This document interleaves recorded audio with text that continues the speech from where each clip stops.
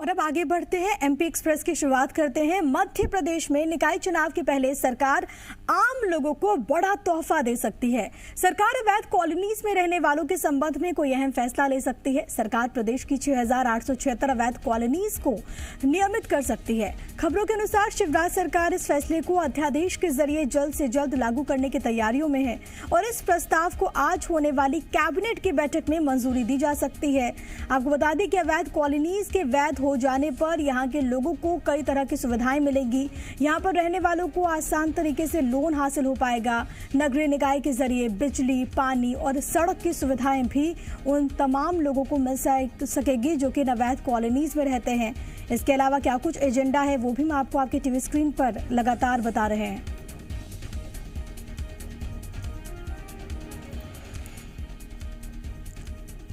और तमाम जानकारी के साथ भोपाल से मेरे सहयोगी प्रमोद इस वक्त लाइव मौजूद है। सीधे उन्हीं का रुख करते हैं। प्रमोद, आज कैबिनेट की बैठक होने वाली है, कई तरह के ऐसे अहम प्रस्ताव जिसको मंजूरी मिल सकती है। इन सब के बीच महत्वपूर्ण ये रहेगा देखना कि अवैध कॉलोनीज को लेकर क्या कुछ फैसला होता है, क्योंकि सूत्र ये बता रहे हैं कि इनको नियमित करने के लिए भी सरकार एक महत्वपूर्ण कदम उठा सकती है।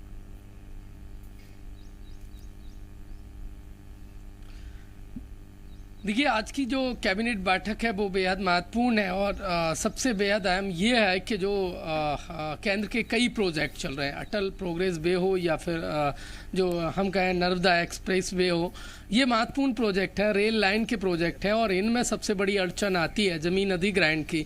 और अब ज़मीन अधिग्रहण आसानी से हो और जो प्रोजेक्ट हैं वो लंबे ना खींचें, डिले ना हो ज़मीन अधिग्रहण में, इसको लेकर अहम प्रस्ताव पर मोहर लग सकती है। आपसी सहमति से ज़मीन अधिग्रहण हो। हालांकि देखिए 2014 में ज़मीन अधिग्रहण को लेकर जो संशोधन किया गया था, लेकिन इसके बावजूद भी ज़मीन अधिग्रहण करने में काफ़ी मुश्किलात आई हैं, प्रोजेक्ट डिले हुए हैं। इसको लेकर आपसी सहमति से अब ज़मीन अधिग्रहण हो, इस प्रस्ताव पर कैबिनेट की मंजूरी लग सकती है। इससे प्रोजेक्ट जल्दी से जल्दी शुरू होंगे, ज़मीन अधिग्रहण आसानी से हो पाएंगी। इसके अलावा बेहद महत्वपूर्ण ये है कि प्रदेश की जो 6,800 से ज़्यादा अवैध कॉलोनी है उनको वैध करने के लिए अध्यादेश के जरिए वैध किया जाएगा। वो रास्ता आज साफ हो सकता है। अध्यादेश पर कैबिनेट की मोहर लग सकती है और अध्यादेश पास होगा तो देखिए अध्यादेश के लागू होने से प्रदेश की 6,800 जो अवैध कॉलोनी है, लंबे समय से जो अवैध हैं और जो मूलभूत सुविधाओं का इंतजार कर रहे हैं वो रहवासी उन अवैध कॉलोनियों को, उनको बेहतर सुविधाएं मिल सकती हैं। देखिए, यदि कैबिनेट की अध्यादेश जिससे अभी तक उन्हें नहीं मिल पा रही थी वो सुविधाएं भी मिल सकेंगी इस फैसले के बाद। बहुत धन्यवाद प्रमोद आपका तमाम बातचीत के लिए। नजर बनाए रखिएगा, आपसे आगे भी अपडेट लेंगे। आज होने वाली कैबिनेट में शिवराज सरकार अवैध कॉलोनीज को वैध करने का फैसला ले सकती है और इस मामले में सियासत भी तेज हो गई है। कांग्रेस के प्रदेश संगठन प्रभारी चंद्रप्रभाष शेखर ने कहा कि झुग्गी झोपड़ी को वैध करना चाहिए, वहीं माफिया ने जिन कॉलोनीज को काटा है उन्हें वैध न किया जाए। वो अवैध कॉलोनियों को सरकार को चाहिए कि दो तरह का प्रयोग करें कि जहां पर स्वयं गरीबों ने अपनी बस्ती बसाई है, जिसमें कोई अवैध कॉलोनाइजर नहीं है, उनको तो बसने देना चाहिए। और इसकी शुरुआत तो अर्जुन सिंह जी के समय हुई थी। अर्जुन सिंह जी ने कहा था ना कोई कोर्ट, ना कोई अध्यादेश, ना कुछ, उन्होंने सारे प्रदेश की गरीब बस्तियों को वैध कर दिया था। तो इस तरह गरीबों के हित में उठाया जाने वाला कानून की हम समर्थन करते हैं, क्योंकि यदि सरकार पीछे से भूमाफियाओं को अगर संरक्षण देना चाहती है तो ये अनुचित होगा। कोरोना की तीसरी लहर की संभावना को देखते हुए सीएम शिवराज सिंह चौहान ने कोविड प्रभारी मंत्रियों, जनप्रतिनिधियों, अधिकारियों और क्राइसिस मैनेजमेंट ग्रुप्स की एक मीटिंग ली। इसमें उन्होंने कहा कि तीसरी लहर की आशंका खत्म होने के बाद ही स्कूल्स खुलेंगे, क्योंकि बच्चों की जिंदगी दांव पर नहीं लगा सकते। इस साल भी ट्यूशन फीस नहीं बढ़ाई जाएगी। ट्यूशन फीस के अलावा कोई भी राशि नहीं वसूली जाएगी। सीएम शिवराज के अनुसार लोग अब बिना मास्क के ही घूमते नजर आ रहे हैं। लोग ये भूल जाते हैं कि दूसरी लहर में कितने कष्ट उन्हें उठाने पड़े थे। बिना मास्क लगाए भीड़ इकट्ठा होना तीसरी लहर को न्योता है। सीएम शिवराज ने क्राइसिस मैनेजमेंट की तारीफ भी की। उन्होंने कहा कि कोरोना संक्रमण कंट्रोल करने में क्राइसिस मैनेजमेंट ग्रुप्स देश में एक मॉडल के रूप में सामने आए। तीसरी लहर को लेकर की जा रही तैयारियों की भी सीएम शिवराज ने जानकारी दी। उनके अनुसार सरकार जरूरी दवाइयों का स्टॉक करके रख रही है। ऑक्सीजन प्लांट्स लगाए जा रहे हैं। ऑक्सीजन टैंकर्स की व्यवस्था हो रही है। अस्पतालों में 75,000 बेड्स तैयार किए गए। बच्चों के लिए अलग से वार्ड भी बनाए जा रहे हैं। अभी तीसरी लहर की संभावनाओं के कारण जो अभी आपके सामने व्यक्त की गई है, हम स्कूल खोलने का फैसला नहीं कर पा रहे हैं क्योंकि बच्चों की जिंदगी खतरे में नहीं डाल सकते। तीसरे लहर की संभावनाएं जैसे ही हम समाप्त करेंगे, हम स्कूल खोलने की दिशा में आगे बढ़ेंगे। स्कूलों में भी शिक्षकों की सैलरी का सवाल, विशेषकर प्राइवेट सेक्टर में, और दूसरे पालकों की दिक्कत का भी सवाल है। अब मुझे जगह जगह पालक कहते हैं कि पढ़ाई हो नहीं रही लेकिन फीस बढ़ा दी गई है। हमने पिछले साल तय किया था, वो फैसला कलेक्टर जरा कड़ाई के साथ इंप्लीमेंट करवाए। ट्यूशन फीस के अलावा और कोई वसूली बच्चों से, पालकों से नहीं होगी, और ट्यूशन फीस भी पिछले साल से इस साल बढ़ाई नहीं जा सकेगी किसी भी कीमत पर। आज इन्हें बताया कि भोपाल में कम भीड़ निकल रही, लेकिन वल्लभ भवन के बाहर जो बाजार लगता है उसमें 600 से ज्यादा लोग थे और 70% के चेहरे पर मास्क नहीं है। जगह जगह भीड़ निकल पड़ी है और इसलिए मुझे चिंता हुई। मैं आज आपसे बात कर रहा हूं कि अगर बिना मास्क की भीड़ निकली तो हम तीसरी लहर को निमंत्रण देने का काम करेंगे। आत्मनिर्भर मध्य प्रदेश अभियान के तहत सीएम शिवराज लगातार मंत्रियों, अधिकारियों के साथ बैठकें कर रहे हैं और इसी कड़ी में कल भी सीएम ने एक महत्वपूर्ण बैठक ली। इसमें उन्होंने प्रदेश में आत्मशौर्य दल को ठीक से प्लान करने के निर्देश दिए। इसके साथ ही महिला हिंसा, कुपोषण से निपटने के लिए महिला स्वयं सहायता समूहों की मदद लेने के निर्देश दिए। आंगनबाड़ी केंद्रों में मोटे अनाज को प्रमोट करने के निर्देश भी दिए गए हैं। सीएम ने बैठक में लाडली लक्ष्मी योजना के पूरे स्वरूप में सुधार करने पर विचार करने, बाल मजदूरी और जबरिया मजदूरी पर रोक लगाने के निर्देश दिए हैं।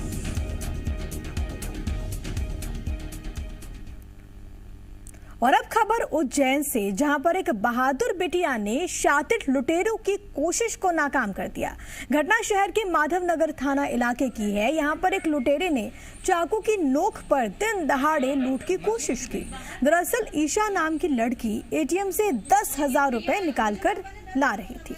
इसी दौरान लुटेरे ने पीछे से ईशा को चाकू दिखाया, लूट की कोशिश की, लेकिन ईशा ने बहादुरी दिखाते हुए कोहनी से लुटेरे के पेट पर हमला किया और भागकर लोगों को इकट्ठा किया।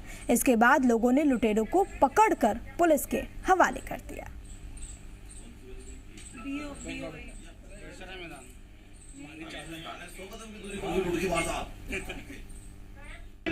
पीछे से वो आए और उन्होंने मुझे पूरा ऐसे पकड़ लिया दोनों हाथों से, तो मैंने उनको ऐसे पेट पर मारा तो वो पीछे की तरफ गिरे। तो मेरी सिस्टर थी साथ में, तो उन्होंने उसको पकड़ा और बाकी फिर हम लोगों ने हेल्प चिल्लाई। तो जो आसपास थे, वहीं पास में हमारी शॉप है, तो वो लोग जानते थे, तो वो लोग सब मदद के लिए आए।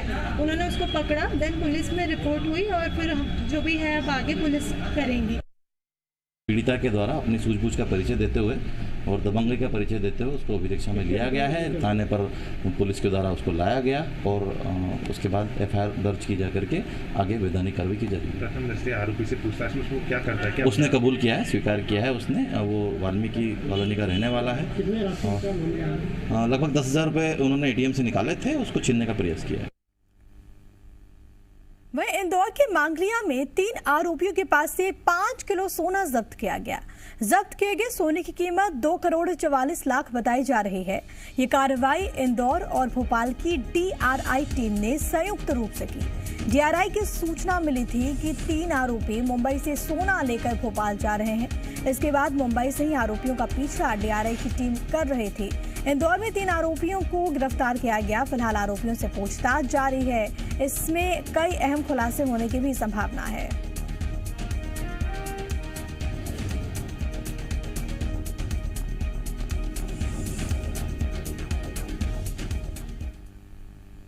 देवास में NH 59A पर एक रेत से भरा ट्रक बेकाबू होकर बोलेरो गाड़ी पर पलट गया। इस दर्दनाक हादसे में एक मासूम बच्ची, 2 लोगों की मौत हो गई है मौके पर ही। इसके अलावा 5 अन्य लोगों को चोटें आई हैं। सभी घायलों को अस्पताल में एडमिट किया जा चुका है। पुलिस हादसे की जांच में जुटी है। अकबरपुर राघोगढ़ के बीच ये दर्दनाक हादसा हुआ।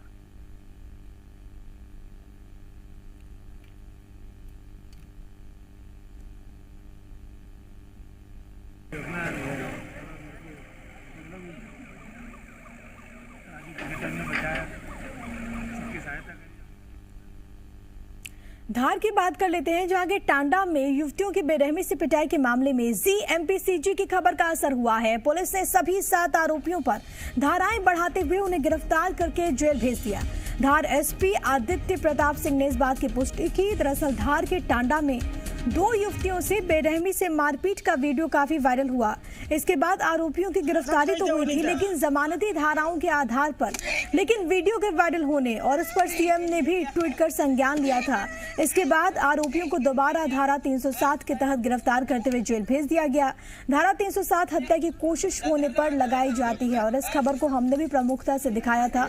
अब खबर का असर इस रूप में हुआ है कि धाराओं को बढ़ा दिया गया और जेल भेज दिया गया है तमाम आरोपियों को।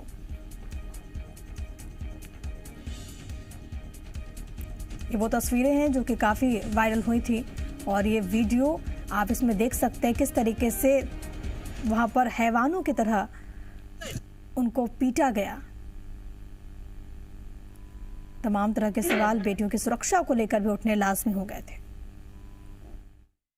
थाना टांडा में 26 जून को रजिस्टर हुए मामले में कल एक नया वीडियो संज्ञान में आया है। उस वीडियो के आधार पे 307 धारा बढ़ा के सभी आरोपियों को अरेस्ट किया गया। इधर ग्वालियर में नकली फेबीमैक्स टैबलेट मामले की जांच में देरी हो रही है। इसके बाद अब तक टैबलेट के भेजे गए सैंपल की रिपोर्ट न आने को वजह बताया जा रहा है। आपको बताते चले कि शहर के महादेव मेडिकल स्टोर से नकली फेबीमैक्स टैबलेट मिली थी। 14 जून को ड्रग इंस्पेक्टर के लिए जांच के लिए सैंपल भोपाल भेजे थे, लेकिन उसकी रिपोर्ट अभी तक नहीं आई। साथ ही साथ मेडिलाइट कंपनी से भी औषधि निरीक्षक को पत्र का कोई जवाब नहीं मिला। मामले में गठित जांच की टीम को महाराष्ट्र और ओडिशा में दर्ज एफआईआर से जुड़ी जानकारी भी नहीं मिल सकी। जांच को लेकर एडीएम ने ड्रग इंस्पेक्टर को निर्देश दिए कि वो जल्द सभी जानकारी इकट्ठा करे ताकि दोषियों के खिलाफ कार्रवाई हो सके। देखिए, फेबीमैक्स के संबंध में जो ड्रग का सैंपल है वो यहाँ से लेके ड्रग टेस्टिंग लेबोरेटरी भोपाल भेजा जा चुका है और यहाँ लोकल के जितने भी स्टॉकिस्ट थे जिन्होंने इसको मंगाया था उन सबको नोटिस जारी किए गए हैं। उनसे ये जाना जा रहा है कि कहाँ से वो लाए हैं और ज़्यादातर लोगों ने अपनी जानकारी जवाब में दे भी दी है। कुछ 1-2 स्टॉकिस्ट बचे हैं जो भी विद इन अ वीक उसको भी कंप्लीट कर लेंगे और इसके बाद लगातार जांच चलेगी और अकॉर्डिंगली नियमों के हिसाब से कार्रवाई की जाएगी। शहडोल के जमुई गांव में प्रशासन के सर्वे में बड़ी लापरवाही उजागर हुई। गांव के कई लोग ऐसे हैं जिनके राशन कार्ड तक नहीं बने। गांव में ऐसे सैकड़ों बैगा परिवार हैं जो कि 30 से 40 सालों से यहां पर रह रहे हैं, लेकिन उन्हें सरकार की योजना का लाभ नहीं मिल पा रहा। गांव वालों का आरोप है कि उन्होंने कई बार पंचायत के लोगों से संपर्क किया, लेकिन उनका कार्ड नहीं बन पा रहा और इस कारण वो राशन नहीं ले पा रहे। गांव की आबादी 3100 है, जिससे महज 358 बीपीएल कार्ड धारी हैं। दरअसल बीते दिनों शहडोल आए सीएम शिवराज ने जमुई में गांव वालों से बात की। इसमें उन्होंने पूछा था कि क्या सभी को कोरोना काल में राशन मिला। इसमें कई लोगों ने राशन मिलने की बात से इनकार किया। इस पर सीएम ने कलेक्टर को तत्काल सर्वे कराने के निर्देश दिए और उसी के आधार पर अब ये सर्वे हो रहा है। राशन कार्ड बना आज तक आप लोगों का? नहीं बना है। क्यों नहीं बना? कई बार फार्म भरे हैं, कार्ड के नहीं बना है। हमारे हुआ नहीं है, राशन कार्ड नहीं है तो नहीं मिला है हमको। राशन कार्ड के लिए अप्लाई किया था आपने? हाँ सर, किया था। बोले जिसके पास अगर कार्ड है उसको मतलब बनवाने के लिए बोले। हाँ तो फार्म भरवाए हमसे, फार्म सरपंच कहीं पड़े रहने दीजिए। 2-3 मरतबे भरवाए। अब जिनका नहीं बना हुआ, हमारे सियानों का नहीं बना। 250 लोग हो गए हैं, सबने अलग अलग बयान दर्ज कराए हैं। जो भी दर्ज किए हैं तो वो रिपोर्ट में पूरे आ जाएगी, विस्तृत जांच में आ जाएगी। क्या कारण है कि जब ऐसी कोई बात आती है तभी विभाग सचेत होता है, इसके पहले विभाग क्यों नहीं जांच करता? नहीं, जांच करते हैं, ये एक सतत प्रक्रिया है और इसकी नियमित मॉनिटरिंग की जाती है। कुछ कार्रवाई भी होती है, नियमित कार्रवाई भी होती है। इधर सिवनी के पलपुरा गांव में बनाई गई नहर किसानों के लिए अभिशाप बन गई है। ठेकेदार और अधिकारियों की लापरवाही का खामियाजा किसानों को भुगतना पड़ रहा है। 2 दिन पहले हुई बारिश में नहर टूट गई और इसमें करीब 50 किसानों की न सिर्फ फसल बर्बाद हुई बल्कि उपजाऊ मिट्टी और खेतों के पाइप बह गए। इसके अलावा सड़क बर्बाद हो गई, नाले में रेत और मिट्टी भर गई। नहर फूटते ही किसानों ने पेंच नहर के अधिकारियों और क्षेत्रीय विधायक दिनेश राय मुनमुन को जानकारी दी, लेकिन 2 दिन बाद भी किसी ने सुध नहीं ली। किसानों के अनुसार पुलिया निर्माण के दौरान ठेकेदार ने नाले को बंद कर दिया था और इसका पानी नहर में आने से नहर फूट गई।